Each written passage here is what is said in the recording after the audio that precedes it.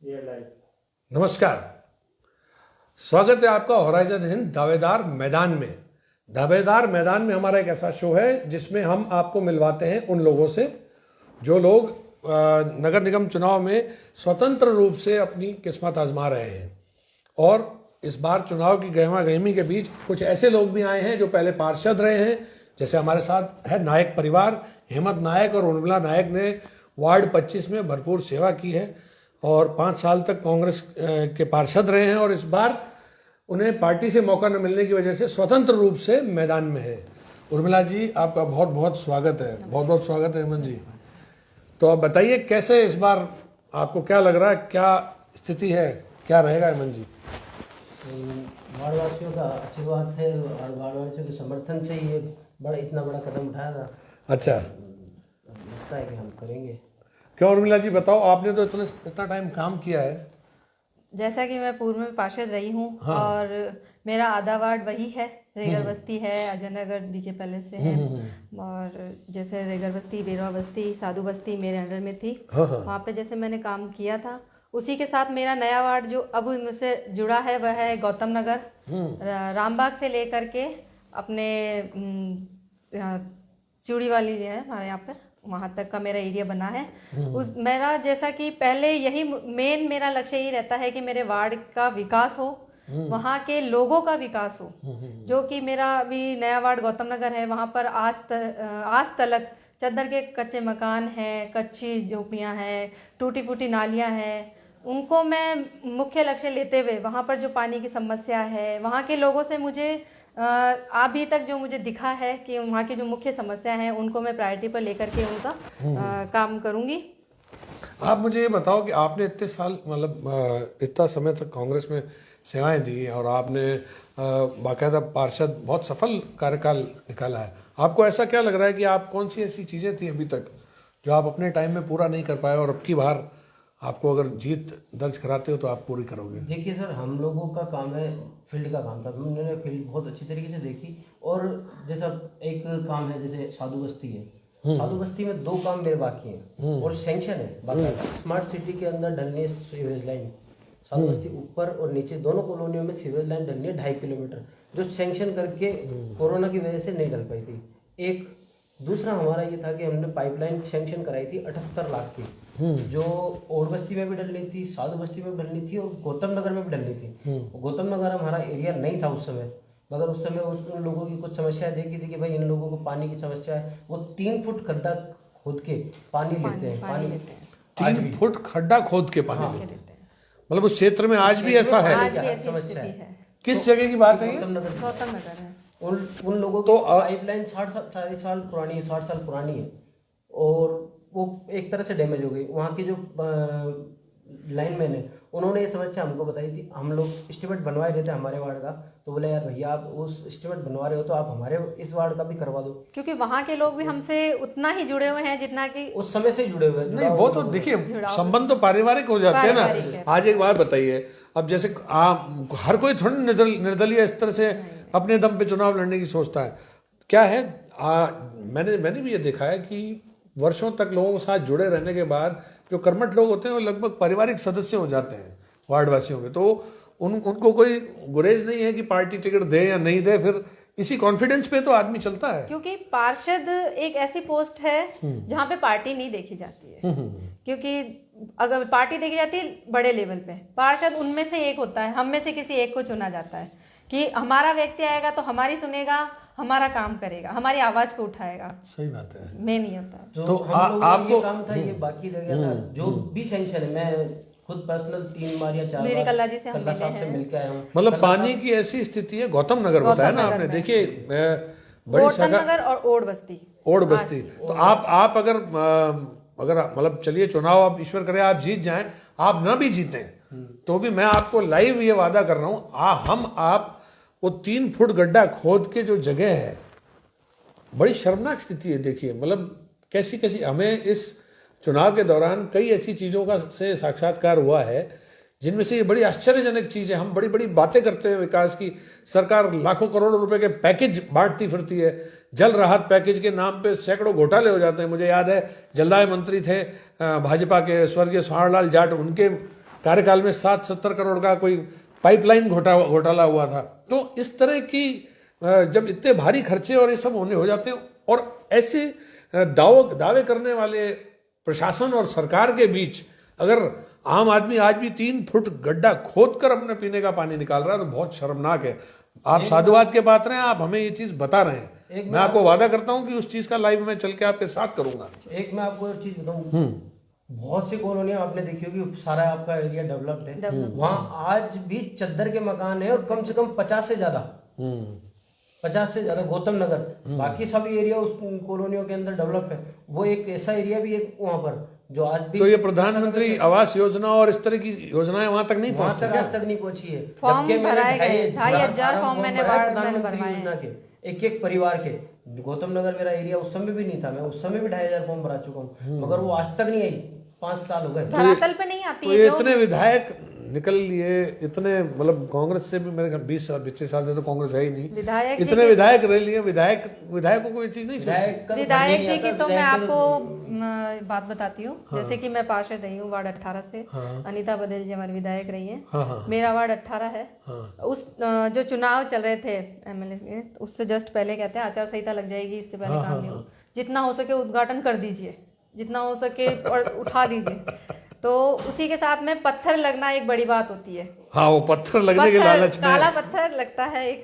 तो मेरे वार्ड 18 है, लेकिन उसमें मैडम जी ने ब्लैक पत्थर लगा के वार्ड 21 का लगा दिया।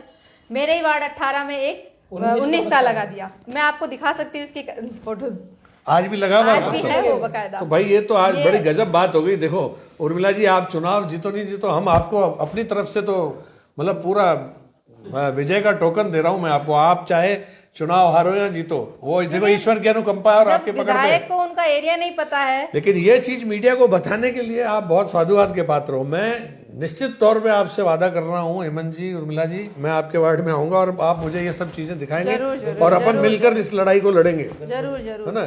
जैसे एक एरिया हमारा रह गया था, एक मेरी रेगल बस्ती की डिस्पेंसरी वाली गली, वो कोरोना से पहले ही सैंक्शन होने वाली थी।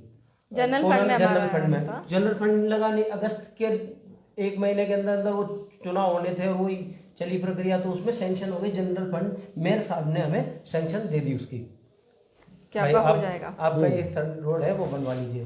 तो अब हमारा कार्यकाल हो गया 22 तारीख को खत्म, 22 अगस्त को हमारा खत्म हो गया था। जबकि मेयर का लिखा हुआ उस समय का आज भी जिंदा है। वो आज भी रोड नहीं बनी, क्योंकि जिला प्रशासन या नगर निगम प्रशासन ये नहीं चाहता कि कांग्रेस भी जीते।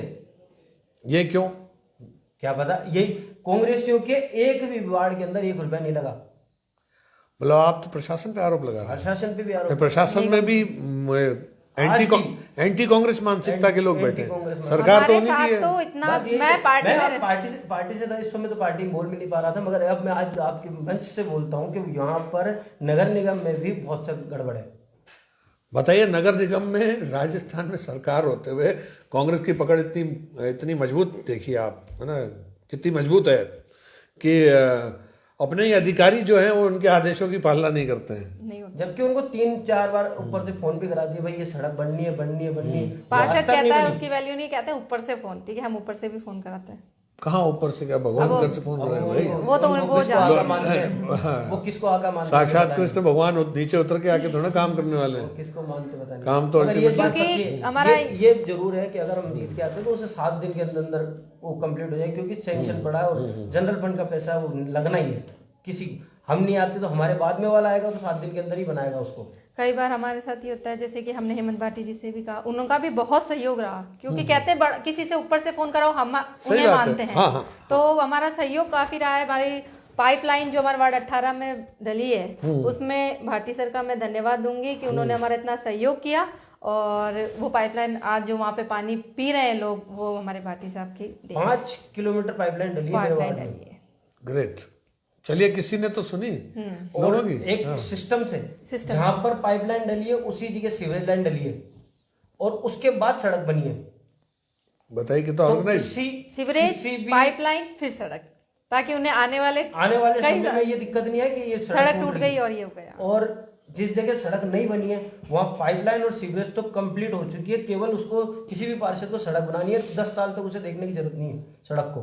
चलिए एक और आखिरी सवाल, आप मुझे ये बताइए, आपने इतना अच्छे, इतने कर्मठ लोग हैं, इतना अच्छा परिवार है आपका, है ना, आपको इस बार ऐसा क्या लगा कि आपने सोचा निर्दलीय चुनाव लड़ा जाए? देखिए सर, कारण बताइए मुझे, देखिए सर, है ना, क्योंकि देखिए आप लाइव में लोग सुन रहे हैं। मैं देखिए एक निष्ठावान पार्टी कार्यकर्ता जब खुद अपनी बात के लिए लड़ने उतरता है मैदान में, उसके पीछे गंभीर कारण होते हैं।